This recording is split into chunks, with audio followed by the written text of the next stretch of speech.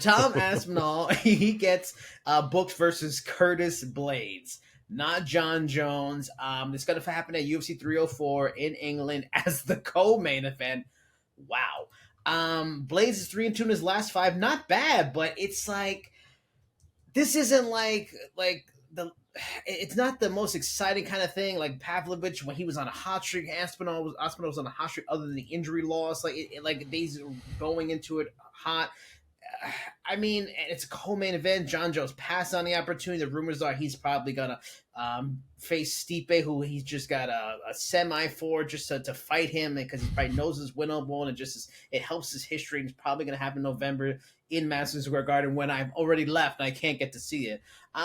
I know you've got a lot to say about this, and the floor is yours because I know you have some deep thoughts on Jon Jones's decision. You know, I'm okay with champions taking a year and some change off because they've been injured. Like, totally okay with that. It's happened several times, and he did rightfully earn that belt. You can call it the undisputed title if you want to. We all know Francis Ngannou is the true UFC heavyweight champion, but that's for another day. Um, but what I'm not okay with is this very explicit plan to duck the interim champion. And maybe duck is too harsh of a word, but you're not I fighting don't him. think it is. I think it's a fair word. Yeah, I mean, yeah, it's like you're not fighting him, and that's the thing here. Like, um, the way Jon Jones has been sort of defending his belt on Twitter has been a masterclass in a PR torpedo disaster. Like, I swear he must have the same PR team as Diddy at this point. The because it's maddening. Like bro, you're not. He's talking about like, oh, like there's not a way to find out who the best heavyweight in the world is.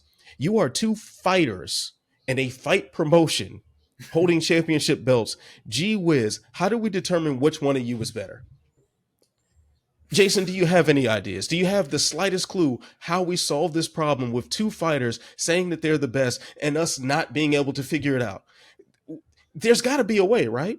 There's got to be a way that this multi-billion-dollar fight promotion that has made its name and this huge fortune promoting fights between two individuals will have a way to solve the riddle of who the best fighter is.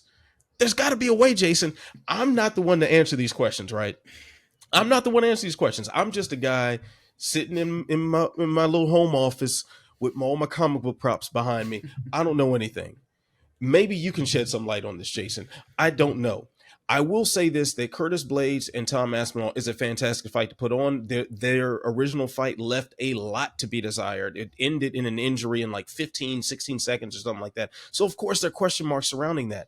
But we must be losing our minds if we think it's okay to have a reigning heavyweight champion not fight the other guy with the belt.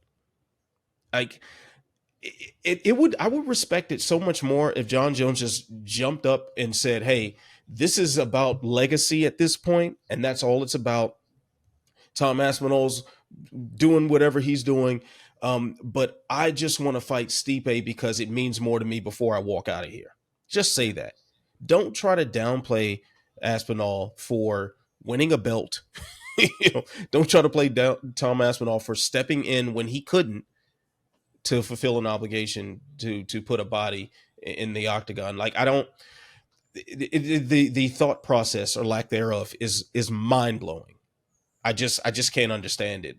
Like, and thing is, Jon Jones has earned the right at this point. He is the greatest MMA fighter of all time, in my opinion. Possibly the best combat sports athlete to ever have lived. You could throw that title on him. He deserves it. But that does not take away from the fact that there is a guy who clearly has disputed his title. And if you want to hold on to said title, you got to answer those questions. And you don't do that via Twitter.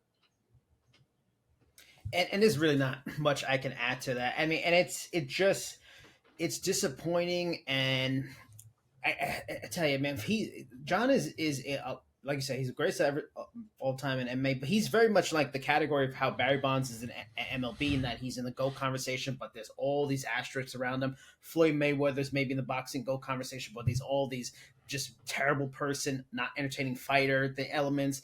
He's that kind of guy that he has these knocks against him because there's these asterisks because of what he's done in sport. How great would it be for him? And you just nailed it. If he was just like, look, I have been in sport a long time. I'm gonna be winding down. This is gonna be my last fight. I want, like you just said, I want to just fight Stipe. To me, he's the greatest heavyweight of all time. I want to face him. And then when that fight's over, the winner of Aspinall versus Blades or whatever, or whoever won that fight is the official champion. I'm gone. My belt, they're official. I think a lot of people would live with that. They'd be like, you know what? That's okay. Because we know this is Jon's last fight, so we got to appreciate it. It's still a fun fight. We're not going to get what we thought, but whatever. We get 2 gun fights. This title is kind of for the real official. This one's unofficial. People would be fine with it, but he's not the smartest person in the world. Smart is a brilliant, genius fighter, but not a smart person. And he's making another poor decision. And just a final note on it, that he's not only is he not fighting Tom Aspinall, he's suggesting he'd be open to the Alex Pereira fight if Alex Pereira moves up. So you won't fight a real heavyweight, but you'll fight a guy who was a middleweight. You'll fight a middleweight. A lot longer. It's ridiculous.